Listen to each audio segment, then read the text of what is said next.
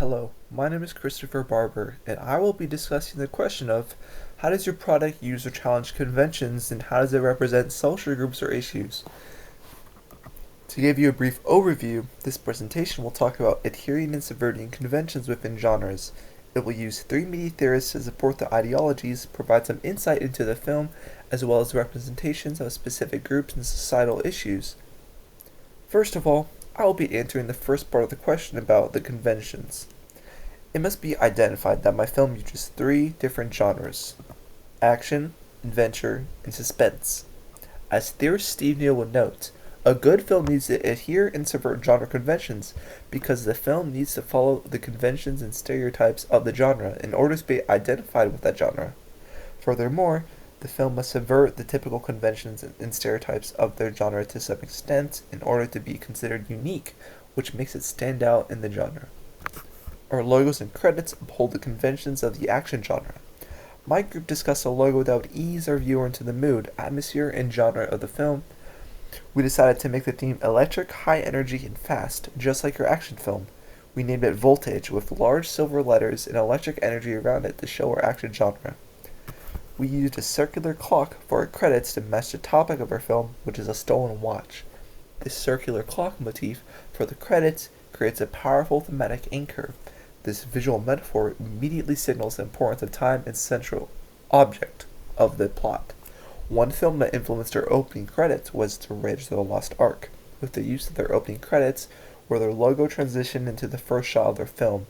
This is because it sets up the audience expectations for an action and adventure film, which with a link to an iconic film.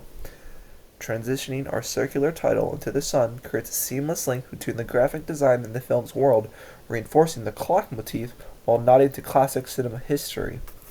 In the opening of this film, Steve Neal's theory of genre is clear. Films of a certain genre must have features that are similar, and in this case, the action-adventure genre is very prevalent. This film revolves around a fast-paced chase scene on bikes and on foot, bringing the feel of this genre through the typical action movie chase scene. Another thing that is part of the genre is music, and in this case, we utilize heightened and dramatic music to set the tone of the film and further the feelings of action and suspense. However, there is something different as well. In our film, we incorporated elements that subvert the typical expectations of an action-adventure film. In the beginning, there is a light, playful, non-diegetic score in the background, which creates a calm and playful atmosphere for the audience. This subversion follows through the natural bright light of the sun, emphasizing tranquility in nature. There is also the moment when the thief in the film hits a rock and falls unexpectedly in a humorous fashion. There's also the use of the dramatic slow motion when the cyclist is pushed off his bike, and the slow motion in the beginning when the robber steals the watch, which is the moment when the film switches from a lighter, calm atmosphere to a darker, tense one. This difference keeps the audience engaged with the film, avoiding the problem of repetition in the action genre. The juxtaposition of both comedic suspense and gritty action keeps the audience focused, even when there's no dialogue.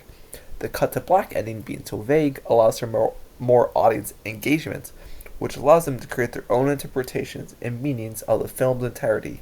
Therefore, by both subverting and adhering to each genre, it allows for a larger target audience and higher complexity throughout the film, making it appealing. To answer the second part of the question, how does a product represent social groups or issues, the theories of media theorists Judith Butler and Stuart Hall are clear to see in the film. In this film, Hall would note that the representation of class is clear, as seen with the two characters. Firstly, there is the rich man displaying his wealth through his chain and his expensive watch. Then there is the poor man resorting to thievery to gain a small amount of wealth with a plot to steal the luxurious watch. The groups being represented here are influencing the public understanding of the wealthy and the impoverished. The audience sees these two classes as one with great status and power, and one as seeking power, with the poor man trying to steal the status of the wealthy man's power. The issue being displayed through the film is the disparity of wealth between social classes. By placing the man in the high class and the robber in the low class, it creates a contrast, evoking a problem in society with status and wealth. It separates people, classifies them, and characterizes them, which leads them to actions committed, which can explain why most criminal activity comes from lower socioeconomic statuses. Judith Butler's theory on gender performativity is particularly important in this film. The film's main characters consist of men, specifically showing their masculinity through their traditionally male clothes and demeanor.